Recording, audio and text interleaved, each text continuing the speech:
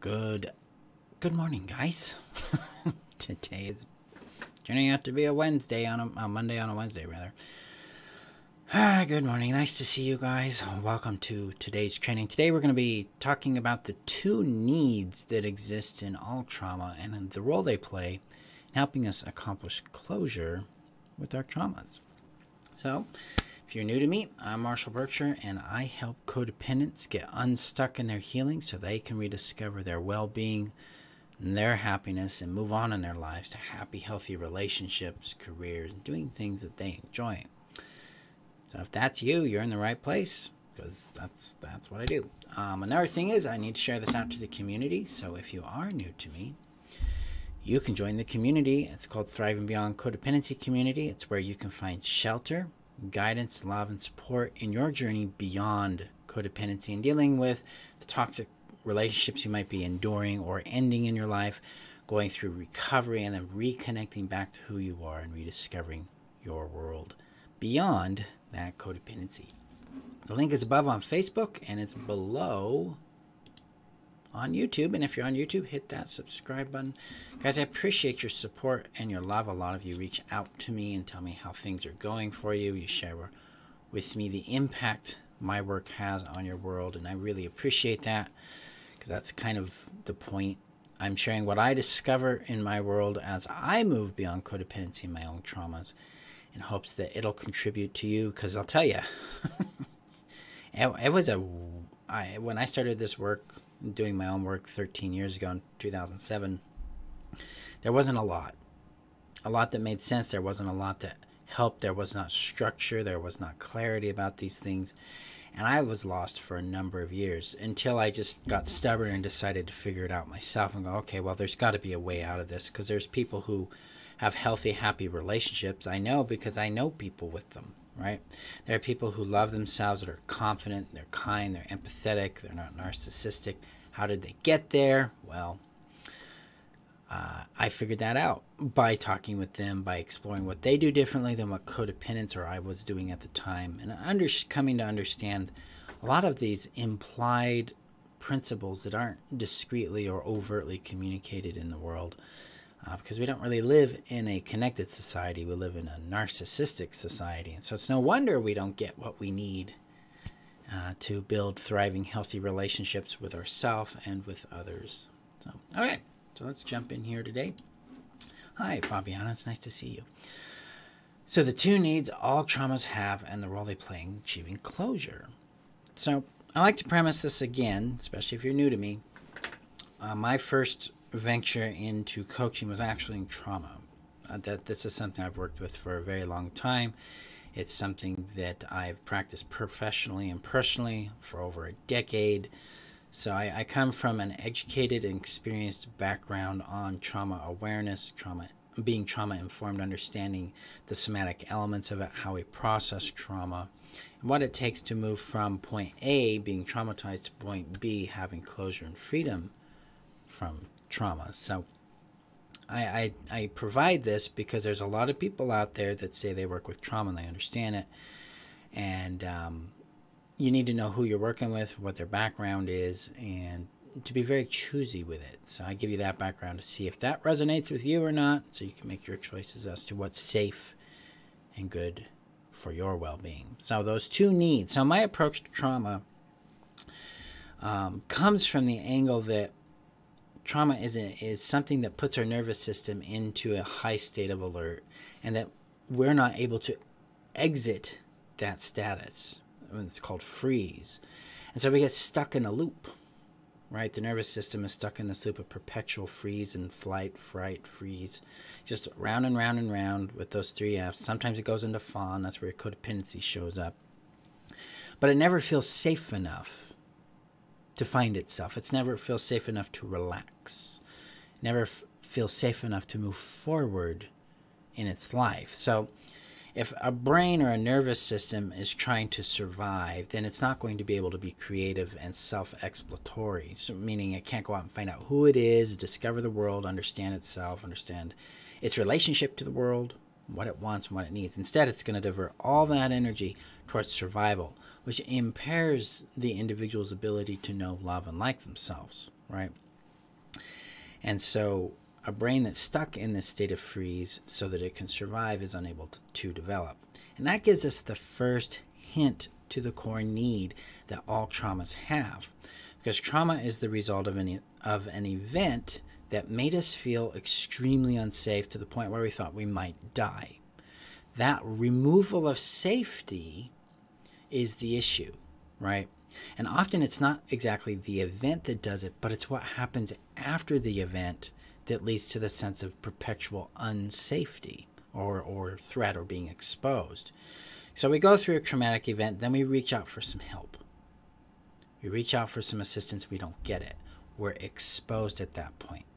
Now we're stuck in this loop because now we don't have a safe shelter to go to decompress, to release, to digest our experience and come back to equilibrium. Instead, we turn inward and collapse into a state of freeze, into a state of depression or a state of hypervigilance where we have high anxiety, and we're unable to get out of it. Because again, we don't have a place to feel safe. So that's our first need when it comes to working with traumas. We have to restore safety for the part of ourselves that went through the traumatic event. So restoring safety requires a couple of dynamics. Number one, you need a physical safety. So physical safety means I am in a secure environment that I have some control over and some predictability in. That's going to keep me safe. Right? So that could be a shower, that could be a room, that could be your apartment, that could be your home. But physical safety is essential because the rest of the process, the rest of your healing and integration is dependent on physical safety. The nervous system will not relax, it will not calm down, it will not take in new information until it feels physically safe. So the first thing we have to do is start to cultivate and restore a sense of physical safety in our world. Once we have that in place, then we can move to what's called emotional safety. Emotional safety is about the capacity to feel things that are scary to us. It's the growth that results in my feelings aren't going to kill me. I'm not going to die because I am feeling this thing. Because speaking from my own experience with trauma, traumatic feelings that come with trauma are extremely intense and uncomfortable, and you sometimes feel like you're going to die. So it feels very threatening to the nervous system to feel, which is kind of a paradox for it, right? And so these intense energies in our body need to be reframed and given a space in which they feel safer to be witnessed, to be understood, to be connected to, so that they can decompress. Now, and I'm going to talk about how we can accomplish these things here in just a sec. But that's our second element. We need to restore emotional safety, some sort of capacity and safe container in which to feel. Which leads us to safety number 3, relational safety. This means I have people in my world that I can connect to who will provide both a physical and emotional container of safety where I can just dump it. It can come out. Because sometimes we just need to get it out. We just need to vent it, right? We need to feel like we have a safety net. People are going to shelter us, protect us, and advocate for us. They have our back. That is a very, very critical component to this, because trauma doesn't happen outside of a relationship.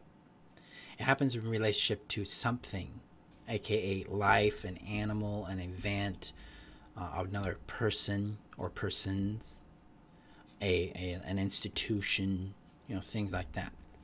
And in that, we are seeking safety, and one of those safeties is the social net, the relational safety. Because when we feel like people are watching out for us, then we can relax, we can let down a bit and move through the emotions that come up and the sensations that come up, and we can feel the restoration of emotional safety and physical safety coming back into our world. Another element on physical safety is to feel safe in our body.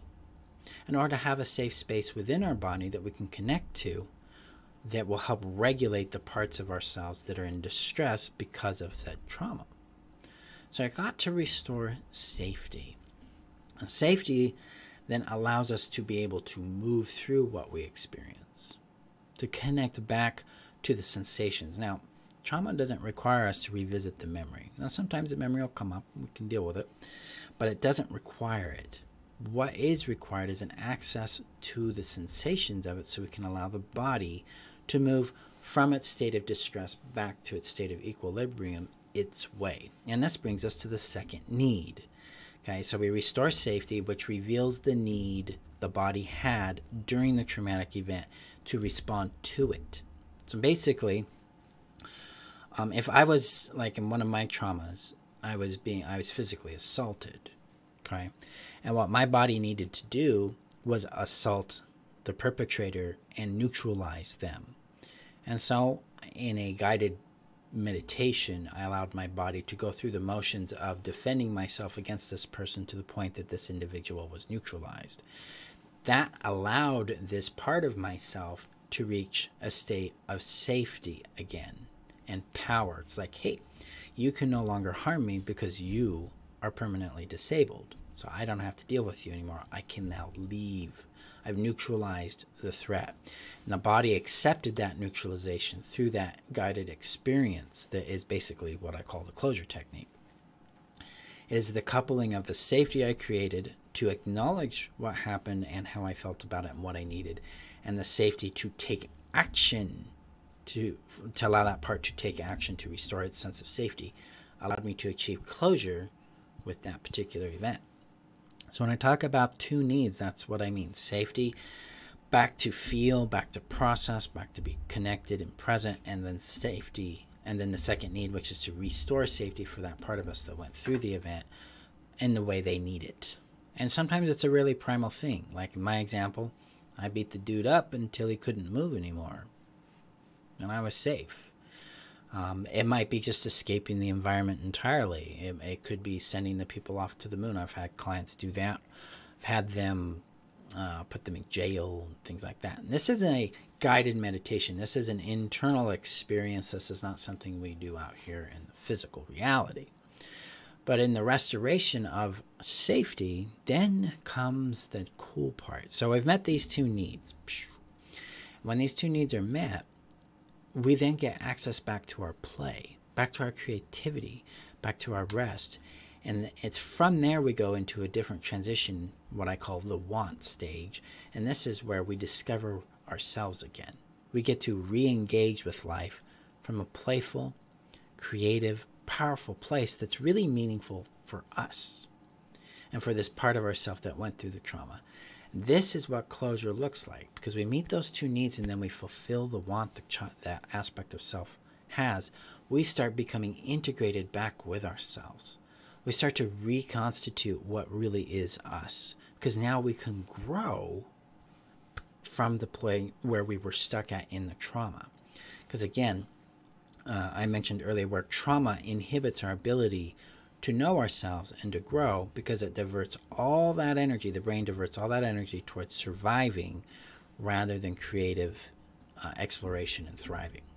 So this helps re-engage that natural process in us of self-development, of self-discovery, and what it's technically called individuation, and allows us to grow into who we are and make bigger choices for ourselves. This is where we start to feel more and more whole and more connected with who we intrinsically are.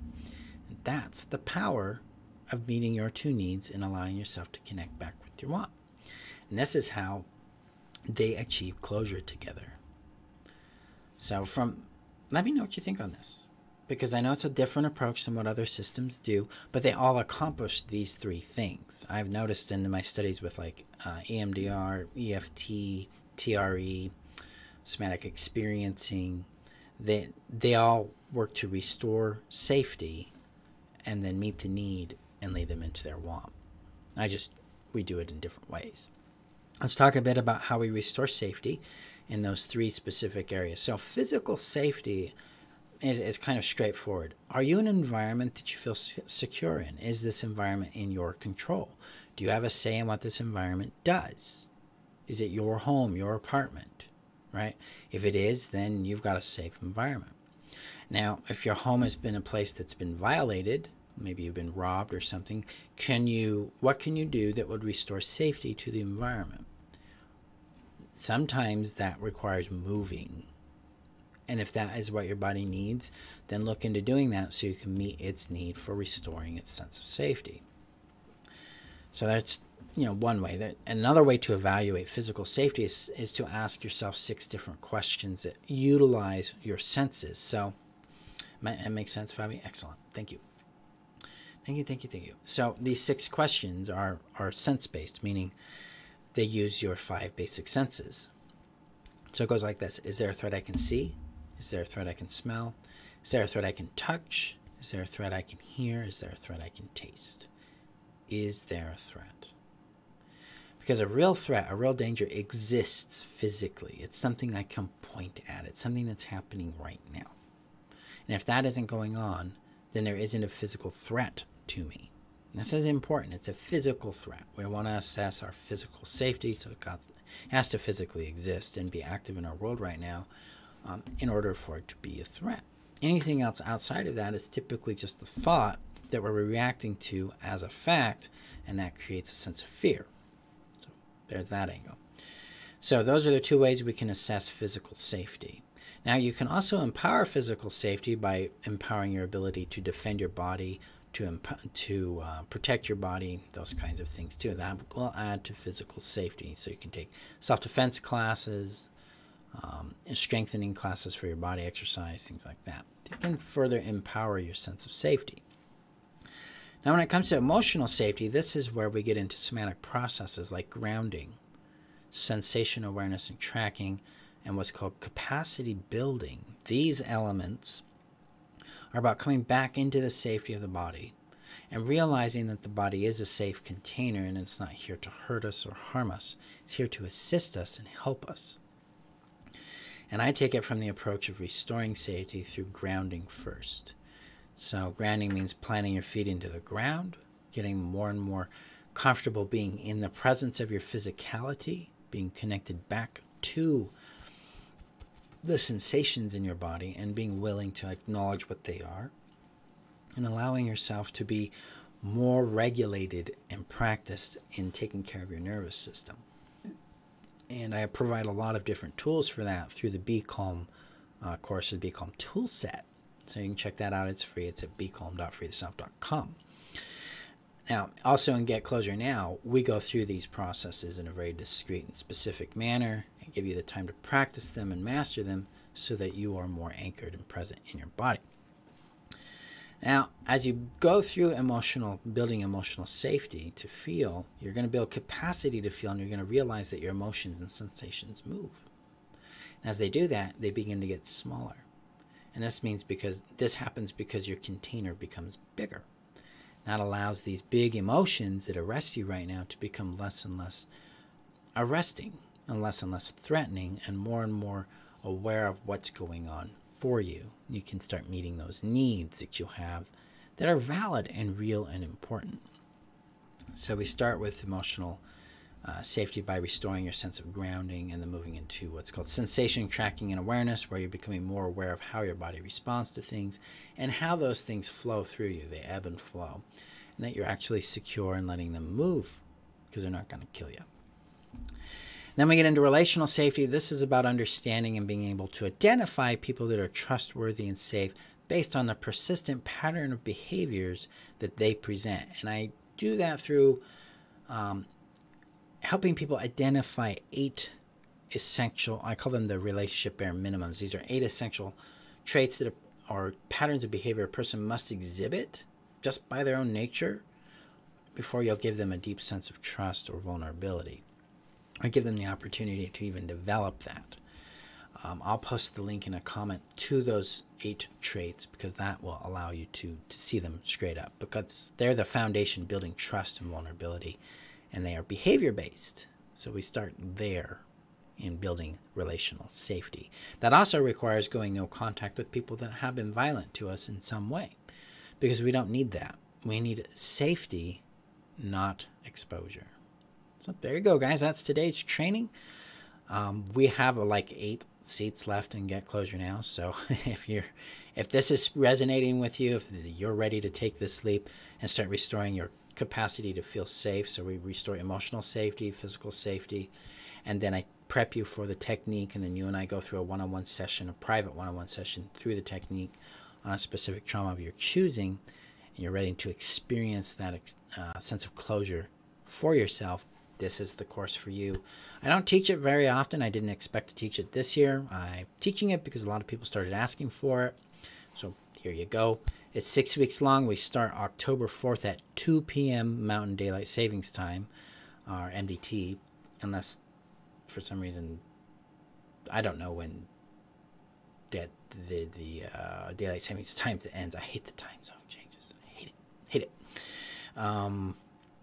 But yeah, this would be the course for you. I'm going to teach you how to be prepared to go through the technique. I'm not training you on how to use the closure technique, so there's a difference there.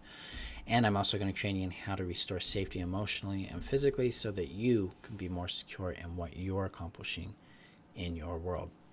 So there's that. The link is below on Facebook, or above on Facebook, below on YouTube. So jump in there. Guys, I appreciate you. Remember that you're worth knowing, loving, and keeping. And also, one last thing, tonight is the Unmasking the Narcissist Masterclass. So make sure you sign up for that. It's at 6 p.m. my time. I'll see you then. And have a great day. Be safe out there, and I'll see you guys in our next training video.